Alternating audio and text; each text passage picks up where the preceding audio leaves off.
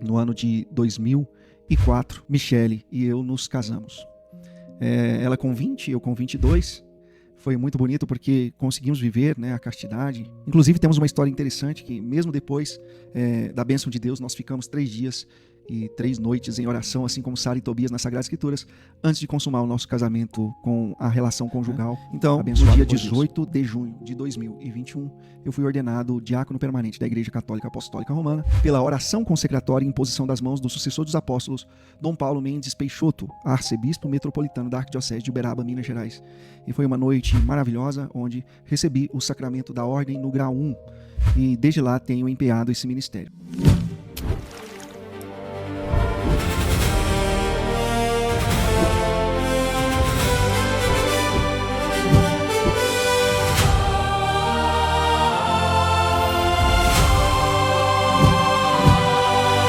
Amor à Imaculada sempre.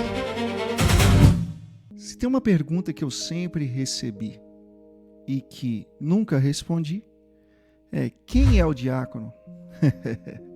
De onde ele surgiu, família, história, até o diaconato, né? Muitas pessoas querem conhecer um pouco da vida, da história do diácono aqui, que é o seu irmão. Eu me considero irmão, amigo e próximo de todos aqueles que acompanham o nosso apostolado. E eu resolvi fazer esse vídeo hoje, bem interessante, descontraído, rápido e direto, até porque a simplicidade, ela comunica a verdade da vida de alguém. Então, para isso, como de praxe, vamos voltar ao passado e conhecer a história do diácono até esse exato momento. Então eu nasci em 10 de maio de 1982. Completei agora em 2026 44 anos. Tive essa graça de nascer no mês mariano, numa família católica, mas católicos ali que não eram tão praticantes assim. Minha mãe, Maria das Graças Silva. Olha o nome da minha mãe, hein? Maria sempre esteve, desde o início, em todos os sentidos e detalhes da minha vida, inclusive no nome da minha mãe, Maria das Graças Silva. E o meu pai, Luiz Carlos dos Reis Silva, em saudosa memória. E esta família que Deus me deu é um dos maiores presentes, né? Embora minha mãe não fosse tão assídua na igreja, antes da minha conversão, ela sempre me incentivava a ir à missa aos domingos. Ela sempre falava assim: olha, se não for na missa, não vai fazer mais nada no domingo. Era o final de semana, né? Talvez uma pessoa que não tenha a vivência da fé católica espera o final de semana apenas para diversão, para brincar com os amigos. E assim minha mãe utilizava essa metodologia. Se não for na missa, não fará mais nada no domingo. Mas sabe, hoje eu agradeço do fundo do coração essa postura da minha mãe, visto que isso para mim hoje tem um valor muito grande. Se não fosse a insistência da minha mãe, certamente eu não teria tido a minha experiência com Deus dentro de sua igreja. Então eu tive uma infância muito tranquila, graças a Deus o amor dos meus pais, da minha irmã, me fizeram crescer em sabedoria, em estatura, só que de certo modo longe do catolicismo. Até esse momento onde minha mãe, me recordo, antes da minha primeira Eucaristia, começava com essa insistência para irmos à missa. Resumidamente, então, cresci uma adolescência tranquila, relativamente boas amizades se apresentaram na minha vida. E eu me lembro de um detalhe bem interessante, e aqui agora começa a minha história de conversão sincera ao catolicismo, quando alguns amigos, na pré-adolescência, eu tinha 14 anos, me convidaram para ir para um grupo de jovens. Grupo esse que a minha mãe já tinha me falado quando ela fez um encontro de casais com Cristo, juntamente com o meu saudoso pai. E ela veio com uma alegria muito grande no coração, divulgando que havia também um grupo de jovens na paróquia Santo Antônio de Pádua, em Araxá, Minas Gerais. Onde ali, posteriormente, pela insistência também de convite de alguns amigos, eu comecei a minha caminhada. Me lembro muito bem que os amigos, ao me convidarem para esse grupo, eu os indaguei. O que tem nesse grupo? E me disseram, tem muita oração, música, dança, louvor, a gente escuta a palavra de Deus. E eu falei para eles, vocês estão doidos? A igreja não é coisa de jovem, né? E ali tratava-se de um grupo de oração jovem da Renovação Carismática Católica, movimento esse que é muito importante na minha caminhada, e eu vou falar também um pouquinho sobre isso mais para frente. Então eu falei para eles, olha, eu não gosto de música, eu não gosto de dança, muito menos de oração, eu não leio a Bíblia, enfim. E disseram, mas lá também tem muitas moças solteiras. E ali o diácono se animou todo, na época, obviamente, um pré-adolescente. E ao chegar neste grupo, atraído talvez por aquela questão que haviam me mostrado das moças solteiras, eu nem imaginava que ali Deus entraria de uma vez por todas na minha história. Sim, foi um pretexto aquele convite daqueles jovens. Muitos deles não perduraram, não continuaram na caminhada, mas a Bíblia diz em Provérbios 19, 21, muitos são os planos no coração do homem, mas prevalece a vontade do Senhor. E era a vontade do Senhor que eu tivesse uma experiência com Ele. Essa experiência acontece no ano de 1998, onde eu vivo uma experiência profunda com o amor, com a misericórdia de Deus e com o seu Espírito. E desde ali, comecei uma caminhada convicta. Recebi o sacramento da confirmação, do crisma, por volta do ano de 1999, com 15 anos. E ali já tinha uma caminhada convicta de um ano, firme, no grupo de jovens. Iniciei no Ministério de Música. Um detalhe bem importante, o nome do grupo, Grupo de Jovens Mensageiros de Maria. Tá vendo? Maria novamente na história. E tem um fato interessante que na minha caminhada, sempre focada no Ministério de Música, cantando ali nas missas, no Ministério de Música que também fazia parte do grupo e pegou emprestado o nome, né? O grupo musical chamava Mensagem Maria, e foi uma época muito boa de servir a Deus, de cantar na Santa Missa. E logo em seguida já comecei um aspecto de vida missionária diferente, né? Daquele grupo ali que tocava só nos finais de semana, eu comecei a assumir outras missões em outras cidades, com outros ministros de música. Me lembro bem do Sidney Levi, do Rodrigo de Castro, que eram músicos que tinham essa vida missionária, né? E eu nem imaginava ali que também um dia me tornaria missionário. Sair cantando de cidade em cidade, louvando a Deus, falando da palavra, enfim.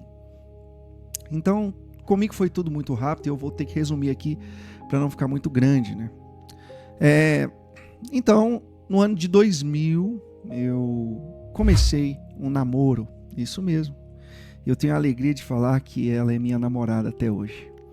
Minha amada esposa, Michele Cristina Borges Silva. E aqui eu quero pular para essa fase importantíssima na minha vida, que é a minha vocação ao matrimônio. Muitas pessoas me veem hoje como ministro da igreja e alguns até confundem. Olha o padre fulano, olha o padre ali que refuta os protestantes. Mas, gente, eu não sou padre, eu vou explicar também um pouquinho da vocação ao diaconato. Eu me lembro muito bem que quando iniciei esse namoro com a Michele, eu tinha 17 anos e ela 15, né?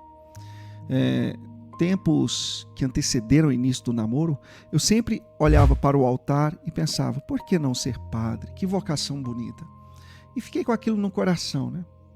Sobretudo quando se dá o início do namoro, eu pensei assim, era algo da minha cabeça. Agora eu quero namorar, eu quero construir um caminho até o matrimônio e esqueci aquilo, né? Vocês vão ver a providência de Deus como ele já queria também que eu fosse um ministro ordenado, mas não como um padre, como um diácono no caso.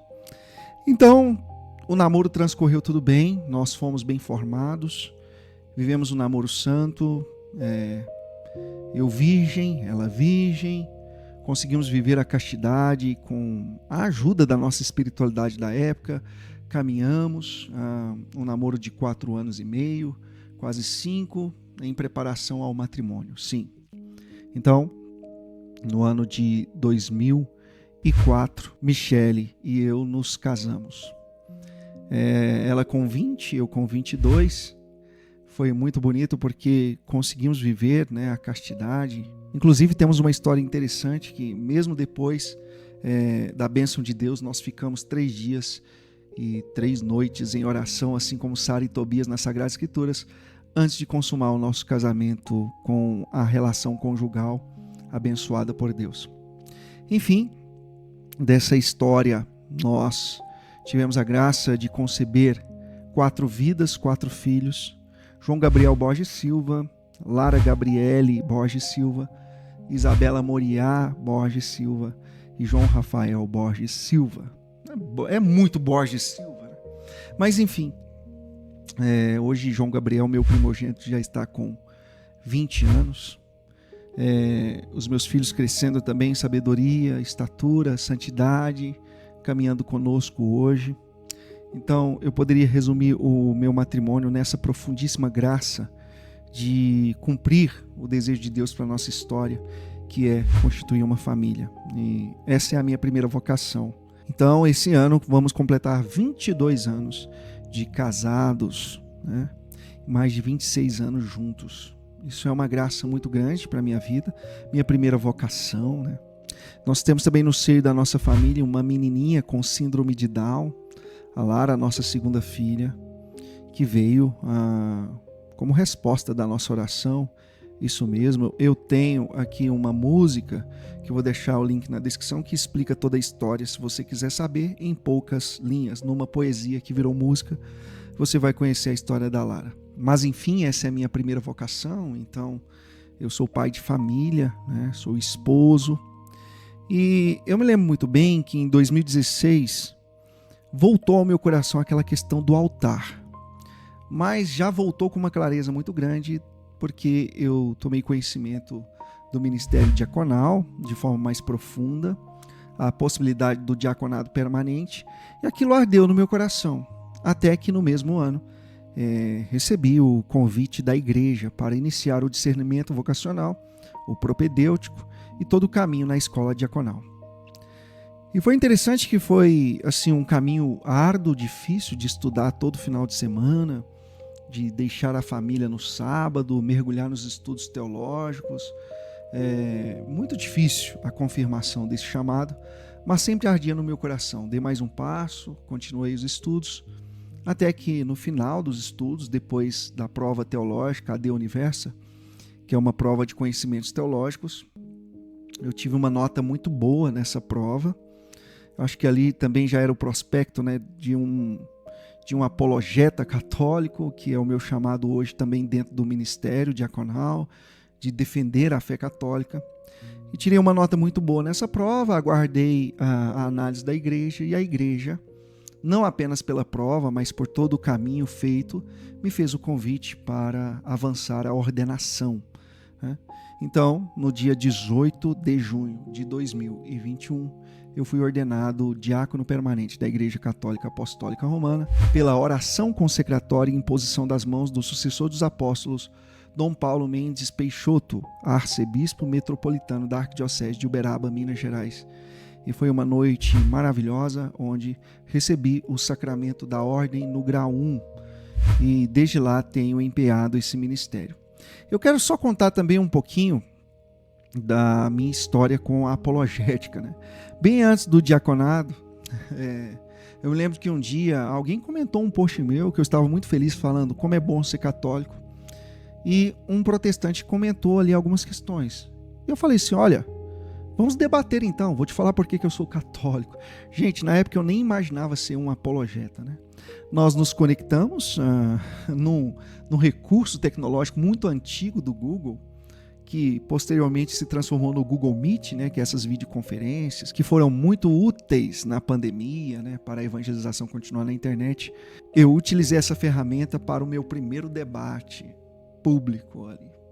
mas sem audiência, só eu e o Esdras. E desde aquele momento, ardia no meu coração o desejo de defender a fé, antes mesmo de me tornar diácono, né?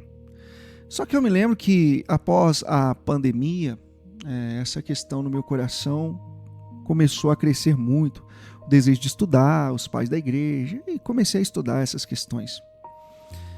Um grande marco na minha vida, que vai se emendar nesse tema que eu já trouxe aqui, o meu chamado de apologética, e que tem a ver com esse canal aqui, por isso eu estou contando a minha história, foi o falecimento do meu pai em 2023.